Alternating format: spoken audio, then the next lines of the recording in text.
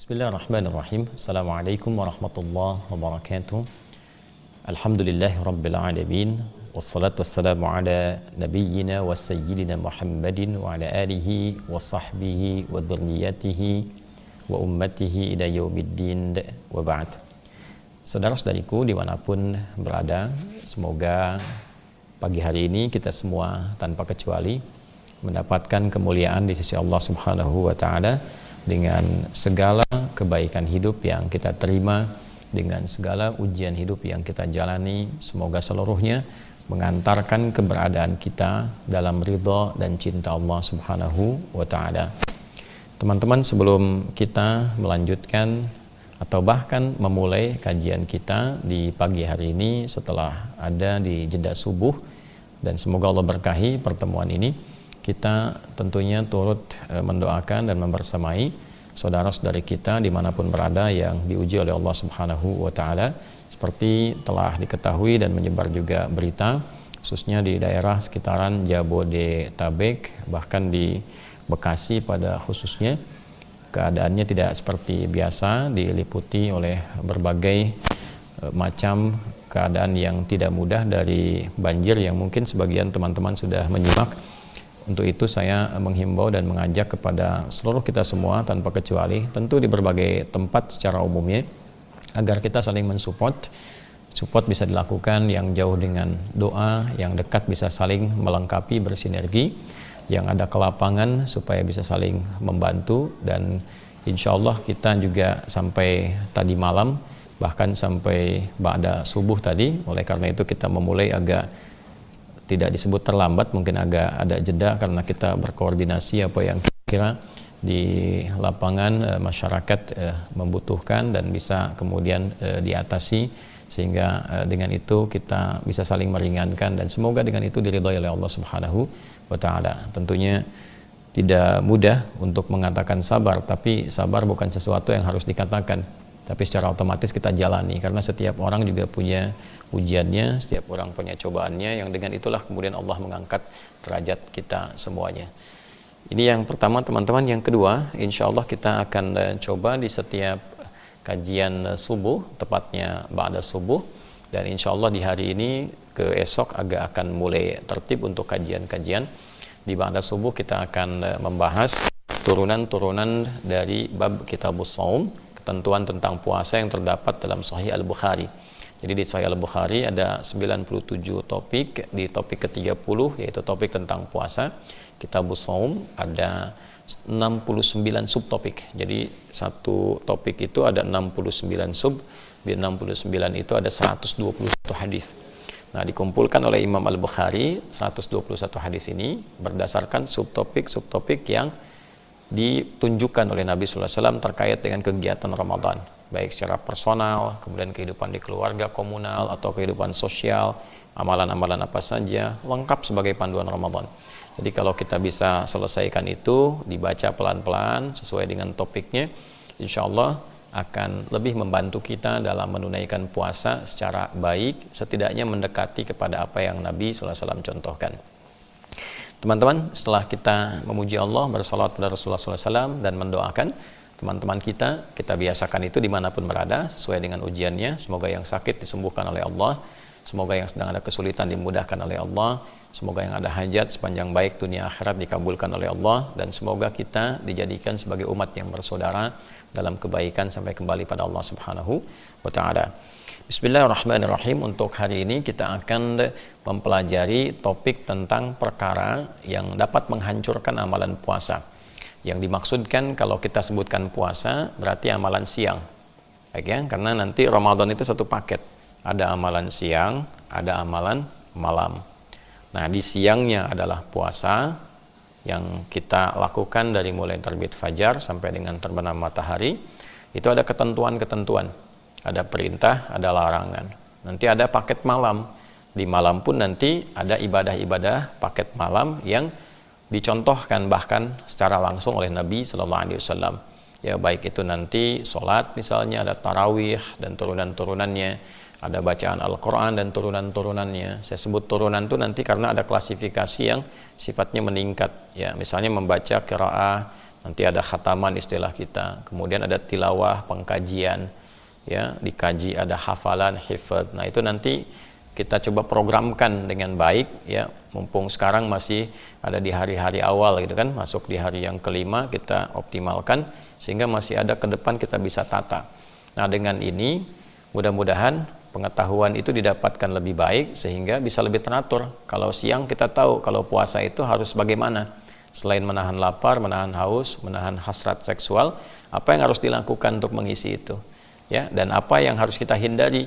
Jangan-jangan nanti terasanya seperti puasa tapi sesungguhnya pahalanya sudah hancur, ya, tidak tersisa kebaikan-kebaikannya di sisi Allah Subhanahu wa taala. Untuk itu kita pelajari beberapa hadis Nabi Sallallahu Alaihi Wasallam yang mengingatkan kita tentang beberapa perkara, beberapa hal, persoalan yang berpotensi bukan hanya merusak tapi menghancurkan. Kalau merusak tuh sedikit-sedikit, ya, nah, rusak pahalanya gitu. Tapi kalau menghancurkan tuh habis semua seketika. Jadi rasanya cuma menahan lapar, menahan haus, tapi tidak ada nilai di sisi Allah Subhanahu wa taala. Na'udzubillahi min dzalik.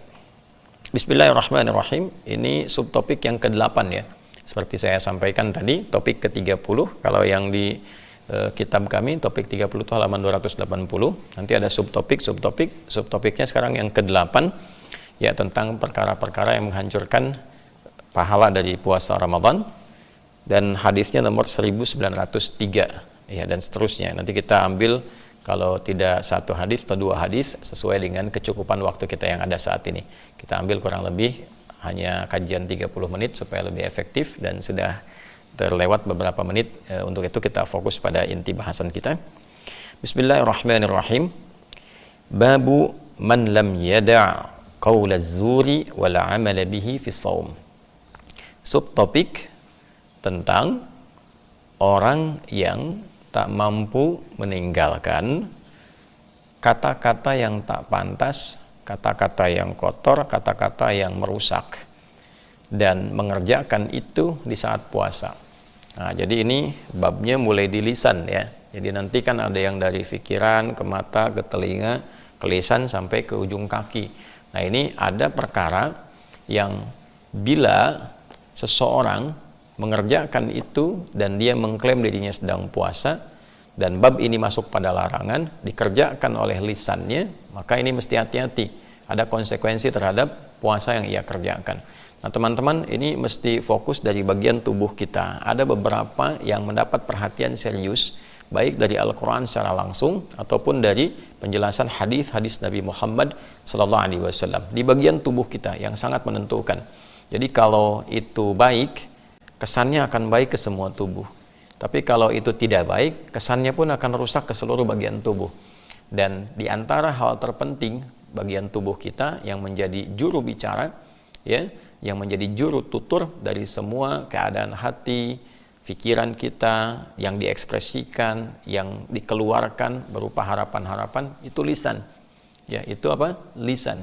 Nanti selain lisan ada banyak hal lagi. Nanti lisan bisa diwakili dengan tangan. Karena itu nanti di surat Yasin juga diberikan gambaran bagaimana di akhirat tangan bicara. Ya, sekarang di dunia ditunjukkan oleh Allah bagaimana tangan kadang mewakili lisan.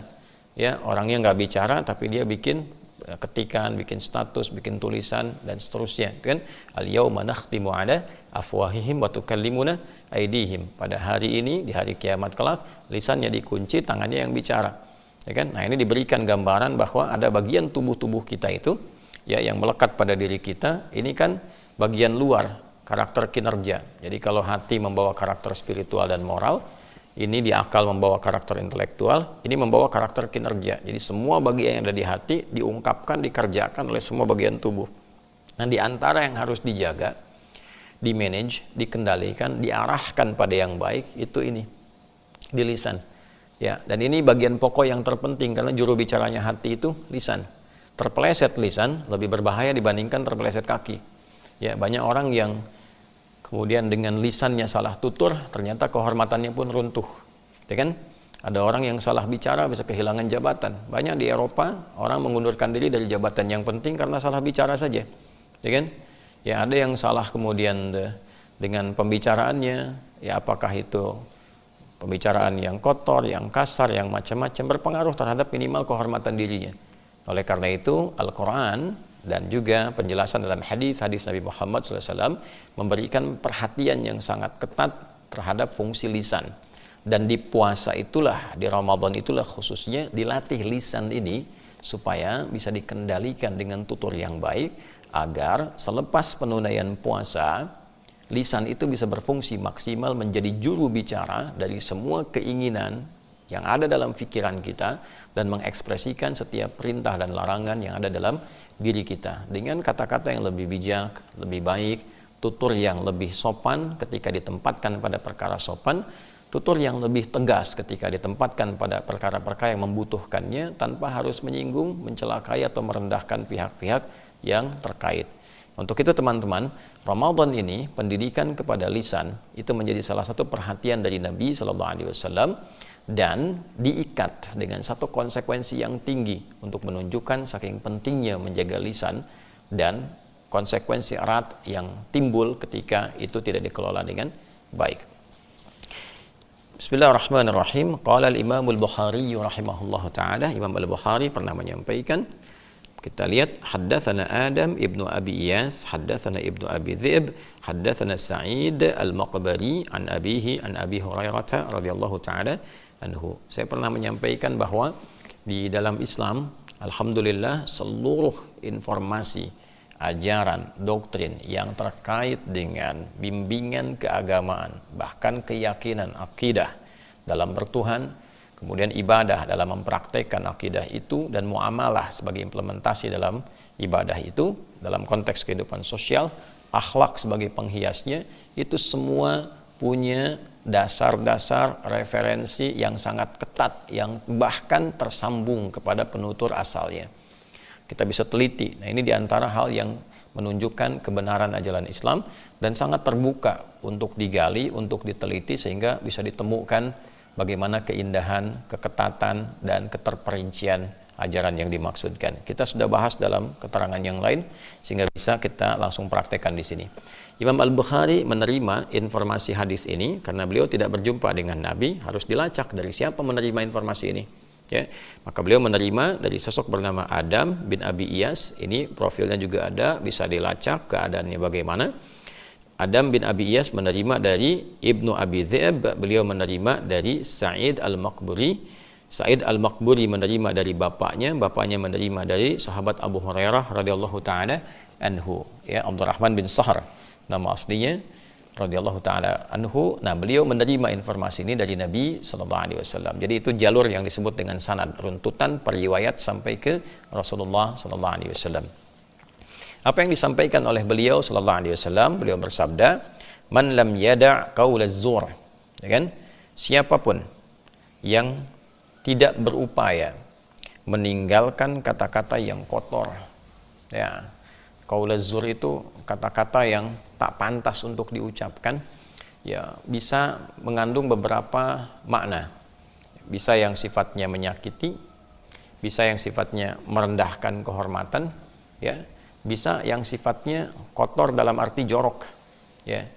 Misal kata-kata yang menyakiti, keluar kata-kata yang memang bukan hanya tidak pantas, ya, tapi membuat orang lain sakit dengan kata-kata itu, ya, menghardik tanpa ada satu hal yang jelas, ya, dasar-dasar yang dibenarkan, ya, keluar cacian, keluar makian, ya, maka dari itu nanti ada beberapa hadis-hadis yang menyertai ini, fa in syatamahu aw qatalahu, gitu kan, apabila ada yang mencela, menghina, menghardik, mengajak berselisih, memerangi, ya, dan itu bab-bab yang terkait dengan qaulaz zur, kata-kata yang memang tidak pantas untuk diucapkan. Jadi Nabi ingin melatih kita, menunjukkan keindahan ajaran Islam, bahwa Islam itu jauh dari kata-kata yang merendahkan. Islam itu jauh dari kata-kata hardikan. Ya, Islam itu jauh dari kekasaran. Jadi orang masuk Islam itu pasti muncul hal-hal yang positif, yang baik. Kata-katanya terukur. Ya, jadi kalaupun harus keluar satu hal yang keras, sifatnya bukan keras, tapi ada ketegasan yang terukur. Ya, tidak disertai dengan sesuatu yang merendahkan, kan? Sesuatu yang menghinakan misalnya. Jadi poinnya bisa memanage lisan ini dengan baik, ya bisa diarahkan kepada hal yang positif, sehingga saat puasa itu menjadi perhatian yang sangat utama. Sekali lagi, karena lisan ini juru bicaranya hati dan pikiran. Keliru mengungkapkan ini, runtuh kehormatan. Kalau bukan kehormatan pribadi, kehormatan orang lain. Sedangkan hak kehormatan bagi setiap hamba itu sangat dijaga oleh Allah Subhanahu wa ta'ala. Untuk itulah kemudian muncul berbagai keharaman-keharaman untuk menjaga kehormatan. Makanya hukumnya haram. Dari kata hurmah, sesuatu yang terhormat. Ya, kenapa diharamkan? Ya, supaya menjaga kehormatan hamba. Kenapa dilarang mencela? Sebab ketika mencela, runtuh kehormatannya. Kenapa dilarang menghina? Ketika menghina, ya runtuh kehormatan. Jadi hukum haram itu diturunkan supaya tidak hilang kehormatan. Demikian ujung kepala sampai ujung kaki. Kalau mau lebih naik lebih tinggi, kenapa dilarang? Ya, diharamkan misalnya korupsi dan sebagainya, zina, apalagi dosa-dosa besar yang lainnya, itu meruntuhkan kehormatan. Kalau bukan pribadi pelakunya, kepada orang lain. Ya. Nah, kemudian teman-teman, siapa yang tak mampu, dia meninggalkan hal-hal yang kotor di lisannya, yang tak pantas, ya, yang bisa merendahkan orang atau menghilangkan kehormatan, atau bahkan ya melahirkan syahwat dengan kata-kata yang jorok, gitu kan? Baik sifatnya itu dengan pornografi ataukah dengan porno aksi di lisannya, macam-macam hal-hal yang tak pantas dilakukan. Ya wala amala bihi, ya, dan dia praktekkan itu dalam keadaan dia mengklaim sedang puasa. Ya, dia berpuasa tapi tetap mengeluarkan statement-statement yang tidak pantas, merusak.